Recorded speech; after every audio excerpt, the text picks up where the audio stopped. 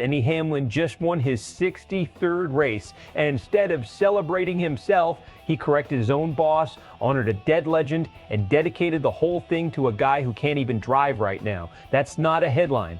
That's a whole story, and it started the moment he climbed out of that car. Sunday at Michigan International Speedway, Hamlin took the checkered flag at the FireKeepers Casino 463rd career Cup Series win.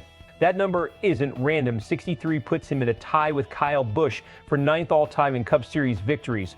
But Hamlin didn't talk about that. Instead, he used the press conference podium to correct a comment Michael Jordan made 6 months ago during NASCAR's antitrust trial, where Jordan called Cale Yarborough the original 11.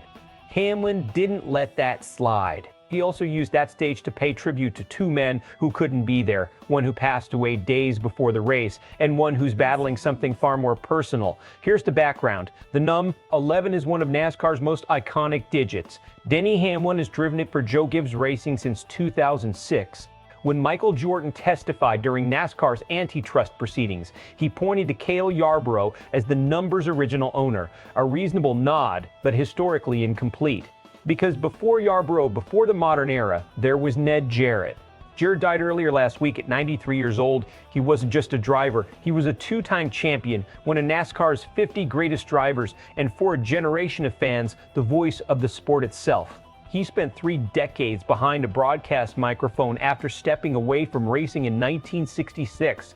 Denny Hamlin didn't grow up knowing Jarrett as a champion. He grew up knowing that voice on TV, calling races, making moments matter. That's the connection here. And that's what made Sunday's tribute so much more than a PR move. Let's be real about what Hamlin did here, because it was sharp on multiple levels. By correcting Jordan publicly, Hamlin wasn't throwing his partner under the bus. He was doing something more subtle, establishing that he understands this sport at a depth that goes beyond writing checks and signing partnerships. Michael Jordan is NASCAR's most high-profile new owner, but ownership and knowledge are two different currencies. Hamlin, the driver, the student of the game, was making that distinction clear without making it ugly. That matters in a sport where legacy defines credibility.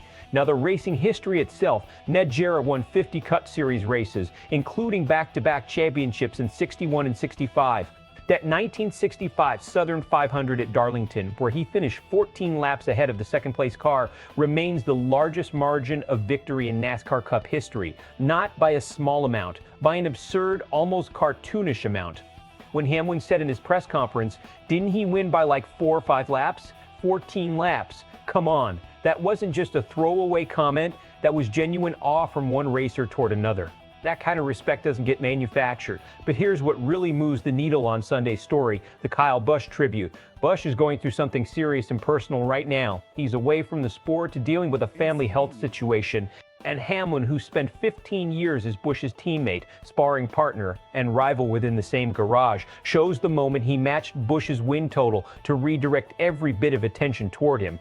Think about the optics. You've just tied the 9th most wins in Cup Series history. You're in victory lane, there are cameras everywhere. And your response is to grab a flag honoring your teammate, do your burnout with it flying out the window, climb out of the car holding it above your head, and dedicate your radio call before you even get to the interview. We love you, KB. That's not a rehearsed media moment. That's a guy who's watched a friend go through something hard and used the loudest stage he had to say something real. The strategic read here is interesting too. Hamlin is in the middle of a playoff push. This win keeps him in strong position, but by steering the narrative away from himself, he's doing something elite athletes rarely do, subordinating his own moment for someone else's pain. That builds locker room trust. It builds fan loyalty. It says more about who Denny Hamlin is in 2025 than any stat line. The reaction has been exactly what you'd expect, and then some. The NASCAR community is grieving Ned Jarrett's passing. His legacy as Jetman Ned was never really contested, but a lot of younger fans new to the sport didn't have the same connection to him as a driver.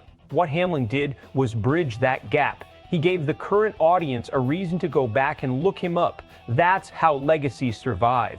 On the Kyle Busch side, the response from fans has been emotional and immediate.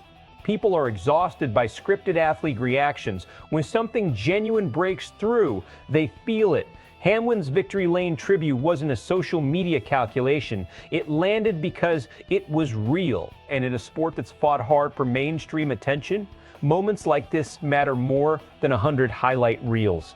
Some analysts will also note the significance of the Jordan correction. It wasn't hostile, it wasn't a controversy, but it was a statement. I know this sport, and in NASCAR circles, that kind of knowledge earns respect that money alone never will.